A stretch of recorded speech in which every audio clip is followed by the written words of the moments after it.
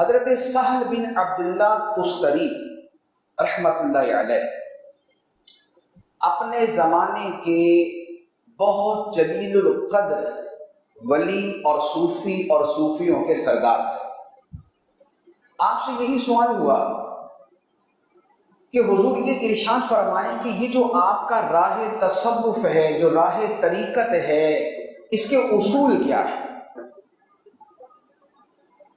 آپ رحمت اللہ علیہ نے اس کا جو جواب ارشاد فرمایا وہ ایک قسم کا قرآن و حدیث کے بہت سے احکام کا نچوڑ اور خلاصہ ہے۔ آپ نے بیان فرمایا اصولنا ستۃ اشیاء، فرمایا یہ جو ہمارا تصوف اور طریقت ہے اس کے 6 اصول ہیں۔ ان 6 اصولوں پر چل کر بندہ عام مومن سے ولی بنتا ہے، عام انسان سے صوفی بن جاتا ہے۔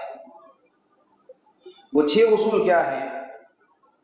فرمایا التمسک بکتاب اللہ والاقتداء بسنت رسول اللہ واکل الحلال وکف الاذى واجتناب الآثام واداء الحقوق۔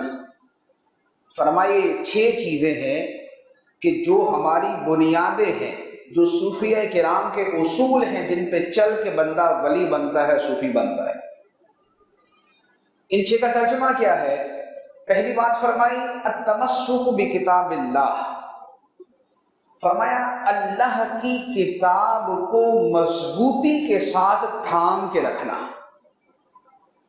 قرآن کو، اللہ کی کتاب کو مضبوطی کے ساتھ تھام کے رکھنا۔ دوسری بات فرمائی والاقتداء بسنت رسول اللہ، اور نبی پاک صلی اللہ علیہ وآلہ وسلم کی سنت کی پیروی کرنا ہے۔ تیسری بات فرمائی وَأَكُلُ الْحَلَالِ، صرف لقمہ حلال ہی کمانا اور لقمہ حلال ہی کھانا۔ چوتھی بات ارشاد فرمائی وَكَفُّ الْأَذَى، اور کسی کو تکلیف نہ دینا۔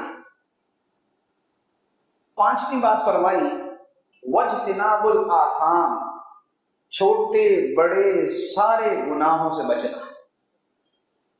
اور چھٹی بات بیان فرمائی وَأَدَاءُ الْحُقُوقِ، حقوق ادا کرنا، خواہ وہ اللہ کے ہوں یا بندوں کے۔